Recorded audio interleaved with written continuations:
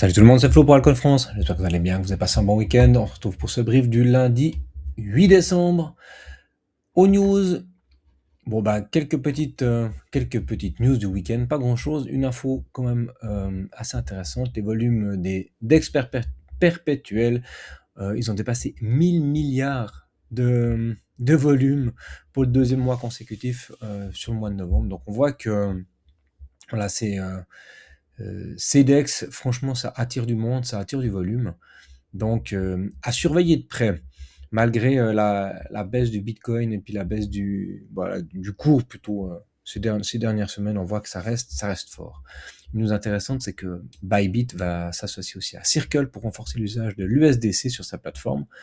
Donc, sans doute de la liquidité qui va arriver sur des pools.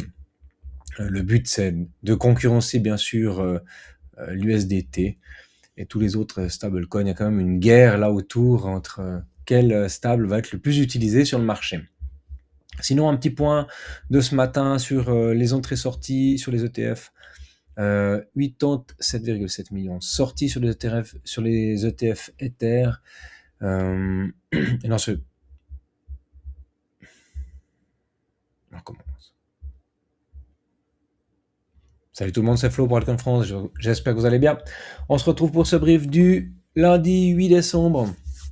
Les quelques news du matin. Pour commencer, les ETF Bitcoin qui ont enregistré la semaine dernière des outflows pour presque 90 millions, alors que pour Ethereum, c'était 65,6. Puis on voit que, enfin, j'ai envie de dire, ou je sais pas, on ira voir un petit peu les chiffres, mais Solana et XRP, eux, par contre, eh bien, en fait, ont des entrées. Donc, c'est plutôt intéressant de voir sur quels assets se placent les gros portefeuilles. Sinon, dans les news de ces derniers jours, on voit que les volumes sur les DEX perpétuels, en fait, ils ont dépassé 1000 milliards pour le deuxième mois consécutif. Ça montre quand même l'intérêt pour ce genre de plateforme. Et en même temps, l'intérêt aussi pour tout ce qui touche à l'effet de levier. Donc, c'est pas étonnant, on vous en parle régulièrement avec Seiya, cette chasse à la liquidité qui se fait, où dès qu'on est un petit peu trop leveragé d'un côté ou de l'autre, le marché, en fait, il s'occupe d'aller chasser les gens. Donc, ceci explique en partie cela. Les gens vont sur Hyperliquid, vont sur des perpetuals, et malheureusement, si on n'est pas bien informé, on utilise aussi les leviers à mauvais escient en voulant se refaire, entre guillemets, un peu comme au casino, et c'est là qu'on se fait déglinguer.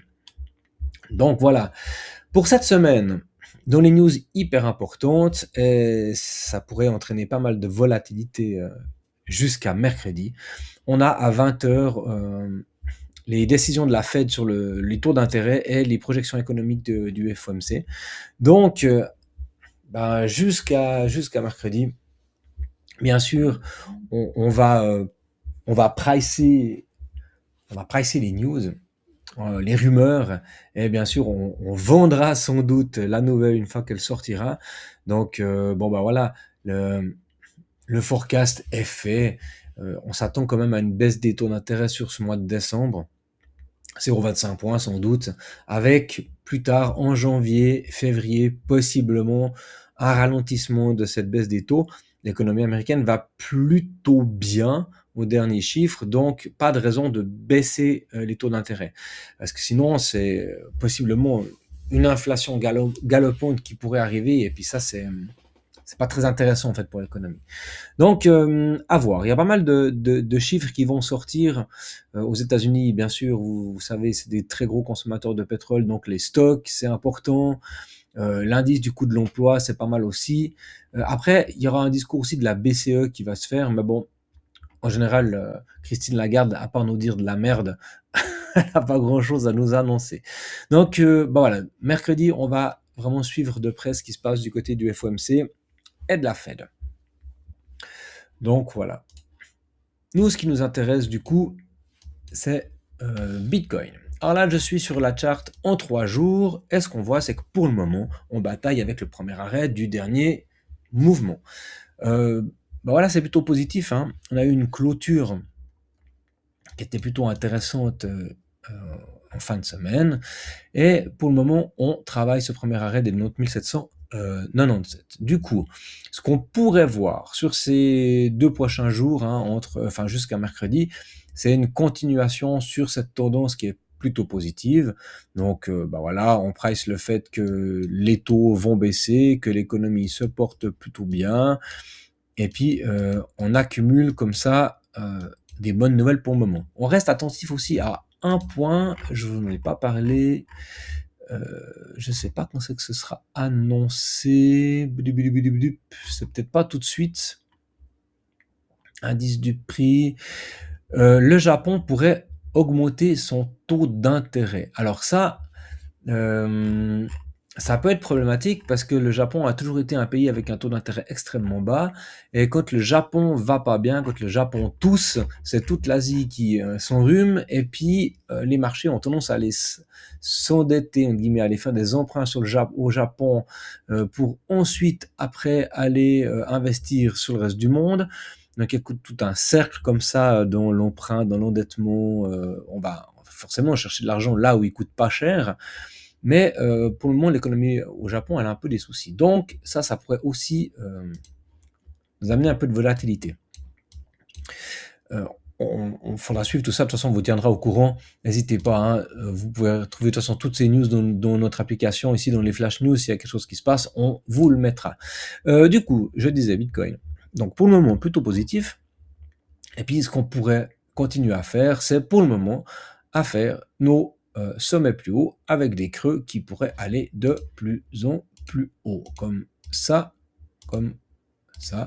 jusqu'à au moins cette zone ici qui commence entre les, allez, on va dire à la louche 97 000 $ jusqu'aux 101 000 $. Notre zone de short, vous voyez, en plus elle correspond ici avec notre imbalance baissière, donc il y a du job à faire, on a un trou dans le volume profile, donc il y a du travail à effectuer dans cette zone là. Et en plus, si on voit qu'on a le tunnel ici 4 heures, le tunnel Vega 4 heures qui commence gentiment à s'aplatir. Donc on pourrait essayer d'aller le travailler pour gentiment reprendre un peu de la force. Car pour le moment, en 3 jours, on voit que cette charte et tous les indicateurs sont encore, ma foi, fort baissiers.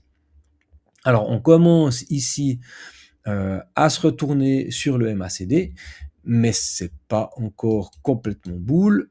Sur l'OBV, qui est un indicateur autour du volume, hein, donc c'est une moyenne des volumes, on voit aussi gentiment, on essaye de cross positif, mais qu'on repasse rapidement dessous.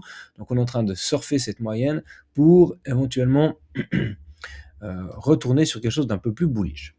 La volatilité semble aussi vouloir se calmer, donc ça c'est pas mal. Donc maintenant on aimerait un peu de stabilité, ou alors vraiment si on monte trop vite dans cette zone de short, tout le monde va se mettre à longue de façon complètement débilus, et puis du coup qu'est-ce qui va se passer?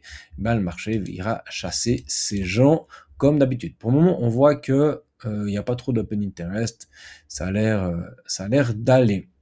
J'ai pas, non je l'ai pas, c'est pas trop grave. On peut regarder ici, on voit que pour le moment les gens ils sont plutôt short. Donc tant que les gens sont short, on aura plutôt tendance à essayer d'aller les squeeze. Tout ça se construit gentiment. Donc voilà, pour moi les plans pour ces prochains jours, c'est plutôt quelque chose à la hausse. On surveille le funding, l'open interest, parce que s'il faut, vous savez très bien que le marché, il ira mettre une pichenette là où il y a de l'argent à faire. Mais pour le moment, on voit que ça tient plutôt bien. Alors quand on fait une correction, hein, on voit qu'on y va franchement. Donc là, on pourrait très bien reprendre ce sommet-là. Donc hop, puis remettre un coup de pression rapidement si les gens ont construit trop de longues là-dessous. Mais pour le moment, pour moi, la zone privilégiée, ça reste ces zones de short. Puis je vous rappelle, tant qu'on ne clôture pas au-dessus des 93 986 $, tant qu'on n'a pas une clôture daily qui est là au-dessus, eh bien on est toujours dans un range. On a ce range qui part de là, de ces 94 000 jusqu'aux 80 612. Ouais, on pourrait le prendre là si on compte pas vraiment cette mèche, mais en tout cas, on est dans une forme de range. Donc pour le moment, on peut se transiger là-dedans un moment. Mais moi, je privilégie quand même le fait qu'on ira gratter cette zone, hein. On a tapé une fois en daily, on est venu taper une fois dans le tunnel 4 heures. On se fait rejeter. On risque d'y aller un peu plus franchement. Allez, peut-être demain, on verra. Donc en daily, on se rappelle que FOMC c'est mercredi.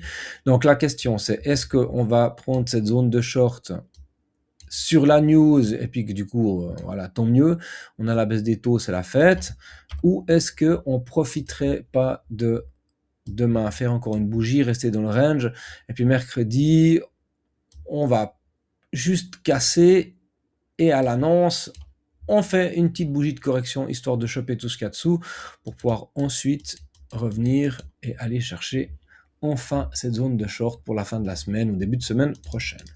Donc on n'est pas pressé, hein. Enfin, moi je pense qu'on n'est pas très pressé. Vous voyez qu'on construit les choses tranquillement en daily, donc pas de FOMO. En weekly, on n'a aucune structure de retournement pour le moment. On a un V-bottom avec en plus ici une espèce de point pivot complètement dingue. Donc on s'est fait complètement ravaler. Donc ben voilà, montre d'indécision. Ou alors en tout cas qu'il y a beaucoup ouais, c'est vraiment de l'incertitude. Voilà. Rien d'autre à dire. Et puis là, on commence la semaine sur du vert. On verra où on termine. Mais tant qu'on n'a pas une structure qui vient vraiment nous montrer en weekly qu'on a envie de se retourner, pour moi, pas d'inversion de tendance. Tant que j'ai pas vraiment un beau retournement bien construit, je reste avec mon biais qu'on ira encore chercher, encore travailler cette mèche et possiblement aller chercher ici jusqu'au 74 000. Mais voilà, on verra ce que le marché nous montre.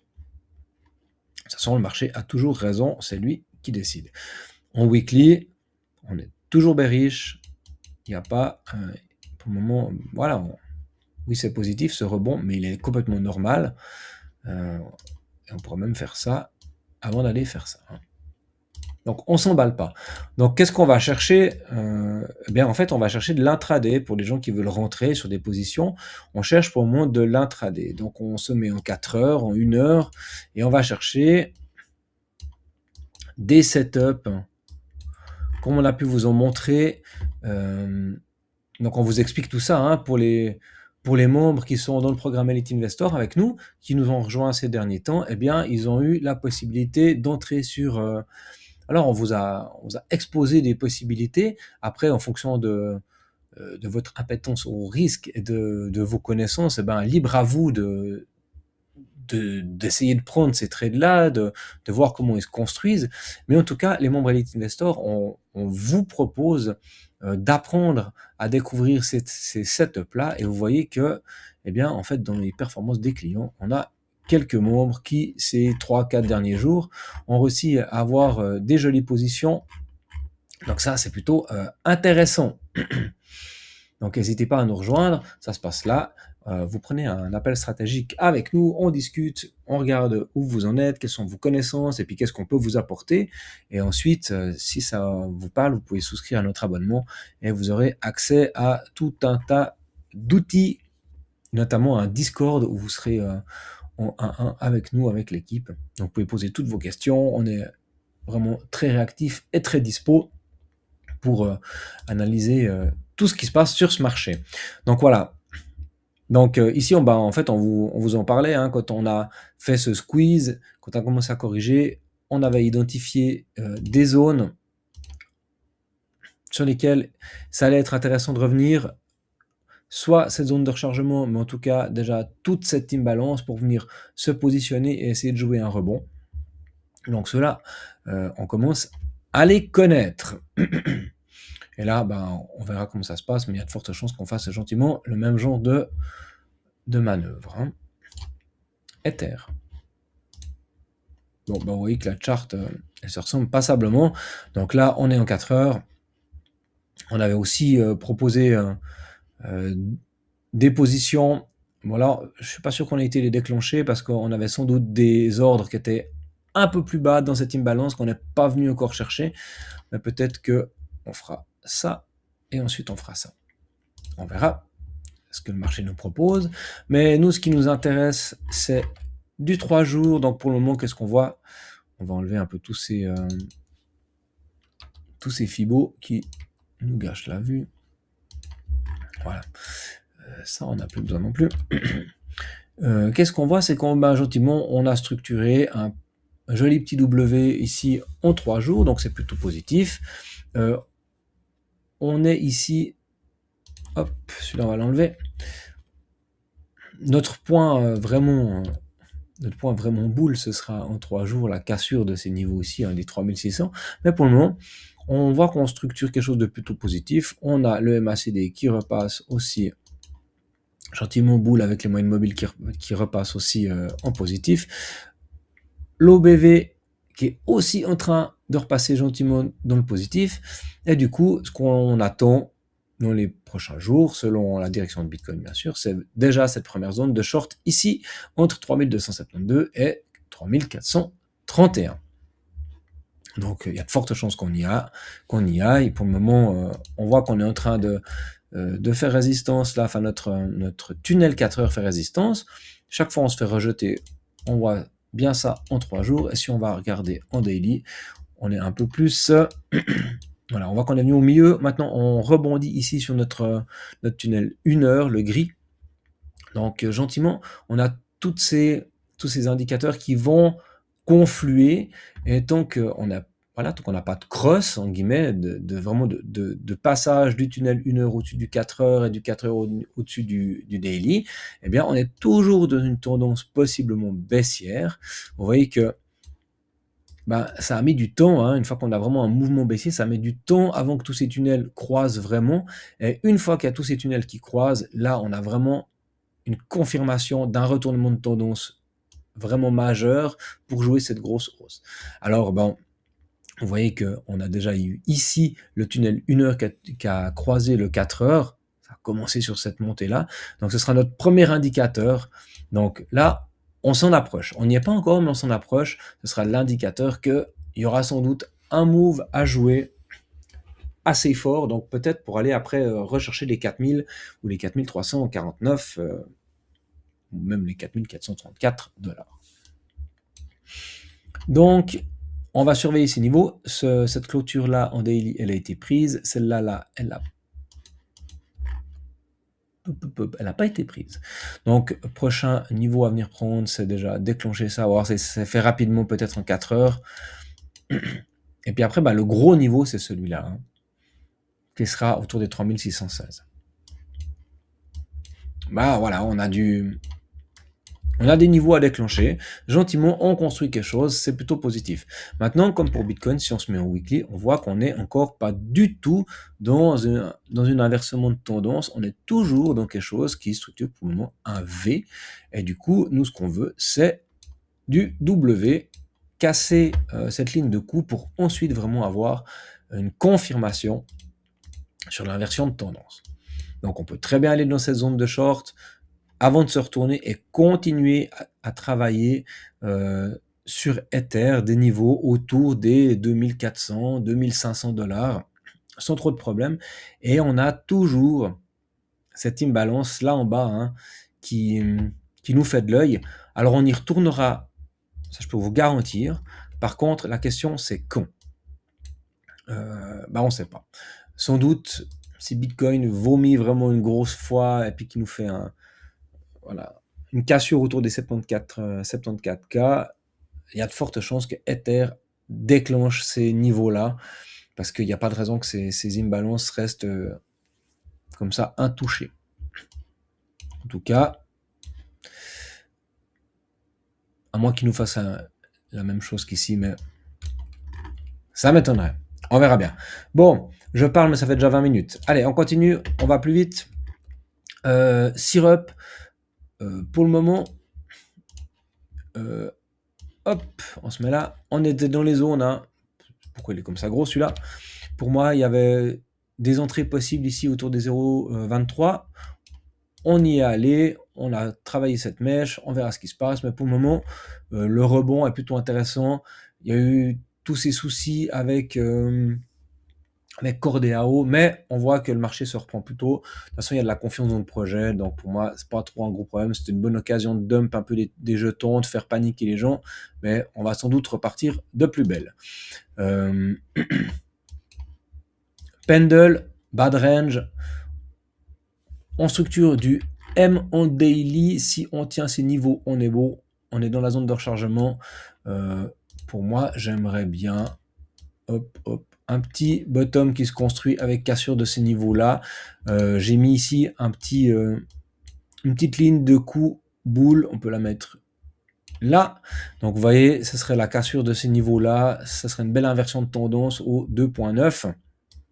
On a le premier arrêt et ensuite la zone de short avec l'imbalance baissière à venir travailler au 3.88. C'est tout à fait jouable. Donc pour le moment, dès qu'on est venu dans ces niveaux, on est reparti à la hausse.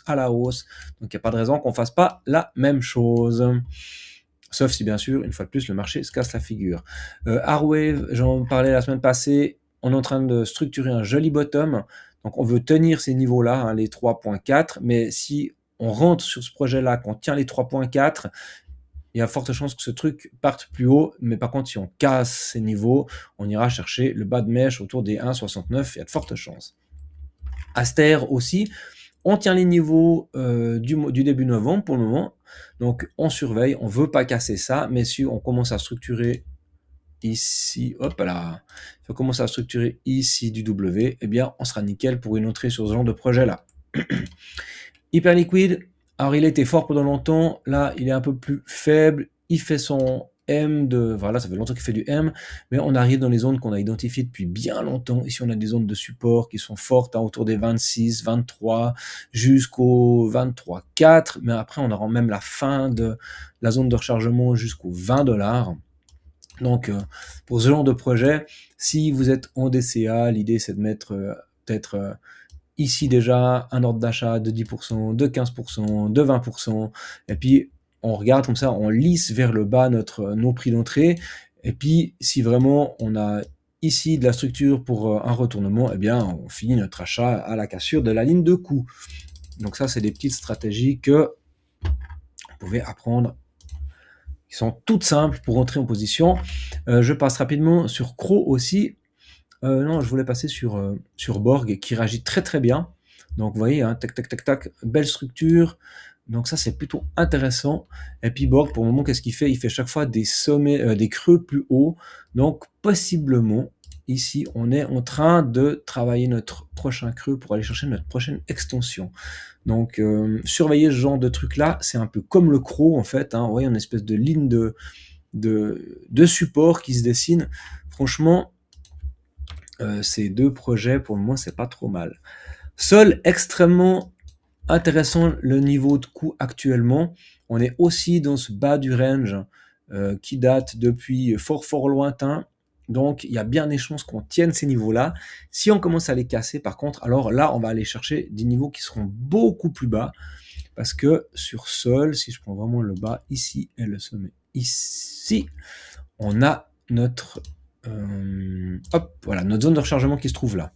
Donc, il faut vraiment tenir théoriquement. Théoriquement, on a cassé le premier arrêt, on doit venir travailler ça. Ça, c'est la théorie. On devrait aller entre 117 et 69$. Parce qu'on a cassé le premier arrêt. Si maintenant je prends notre dernier mouvement, eh bien, on voit qu'on est dans notre zone de rechargement du dernier mouvement. Donc, peut-être qu'on s'arrête là. C'est tout à fait possible. Mais si on regarde cette charte en monthly, qu'est-ce qu'on fait? On pourrait structurer un gros M et venir travailler vraiment toute cette zone-là.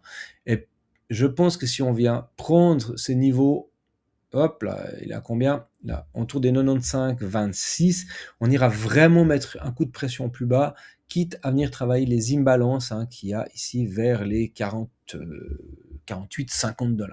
Mais on n'y est pas encore. Ça, c'est vraiment au mode je me casse la figure. Le plus probable pour le moment, c'est que simplement on fasse ça, en fait. Et qu'on structure un énorme W pour aller chercher plus haut. Mais toujours la même rengaine, ça dépend de la direction de Bitcoin. Mais pour le moment, la charte là, au niveau d'accumulation, c'est plutôt intéressant. AAV, un peu la même tranche que que Ether et puis que d'autres alt aussi, on a ce retournement, ce rebond qui se fait assez fort. On arrive aux zones de short, on surveille parce qu'on pourrait avoir un rejet puis repartir beaucoup plus bas. River, j'en parlais la semaine passée, je trouve que cette charte elle est assez belle, il y a de la volatilité, c'est assez dingue, c'est compliqué à se positionner, mais il y avait la possibilité d'entrer ici à 4$. En plus, on est venu faire le retest, on est venu faire le week of check sur cette bougie ici.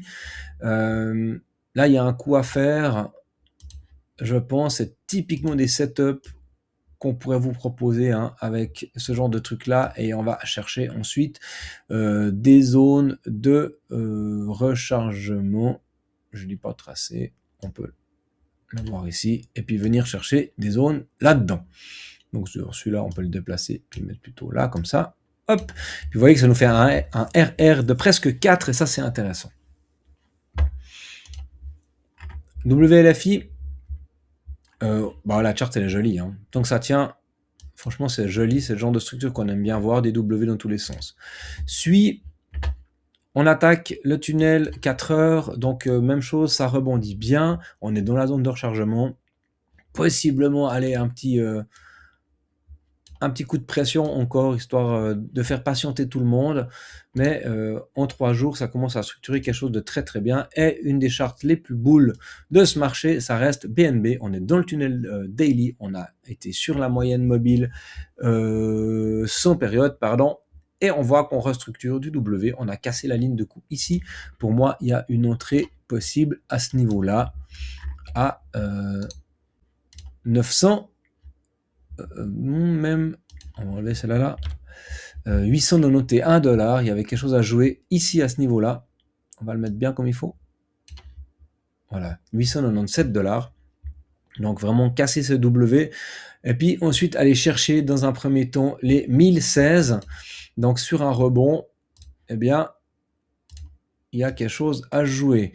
Maintenant, le RR, ici, il n'est pas incroyable parce que la mèche, elle est vraiment basse, donc il faudrait plutôt aller chercher quelque chose, soit jouer plus haut, mais bon, c'est compliqué, Ça veut dire que le rebond, il doit être conséquent, ou alors ça veut dire qu'on doit aller chercher en 4 heures. Qu'est-ce qu'on aurait en 4 heures? Blablabla. En 4 heures, pour le moment, j'ai rien, parce qu'il faudrait aller chercher...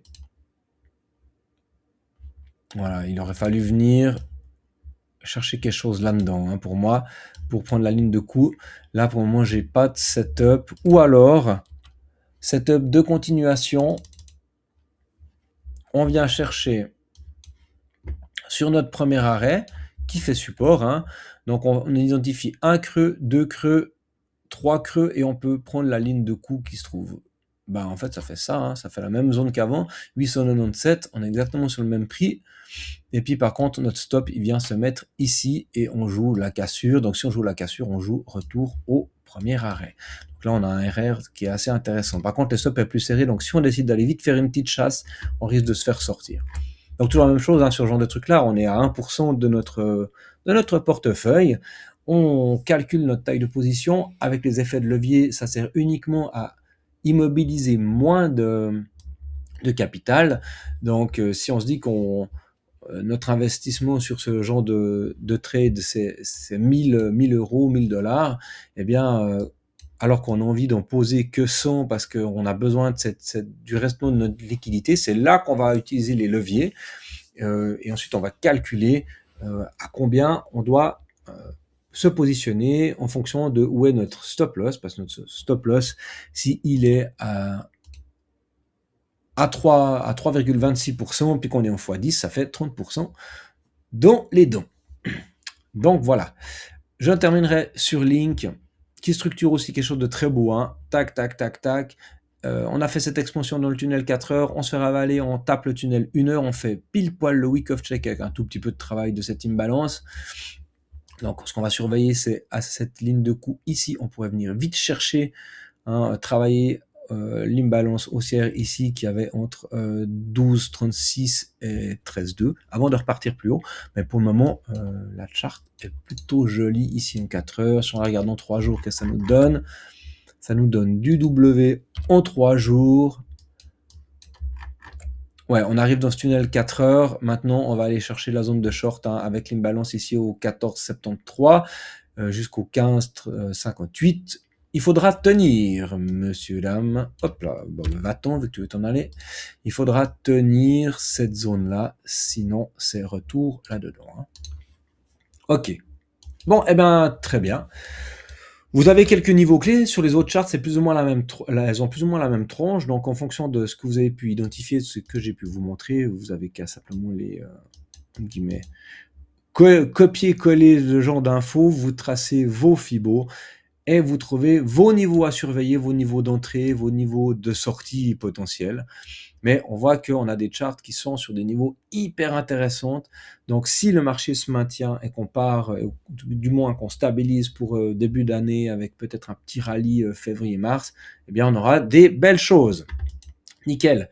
Ben c'est tout pour moi pour aujourd'hui. 30 minutes, c'est bien assez. Allez, on se retrouve demain pour un nouveau brief. À bientôt. Ciao.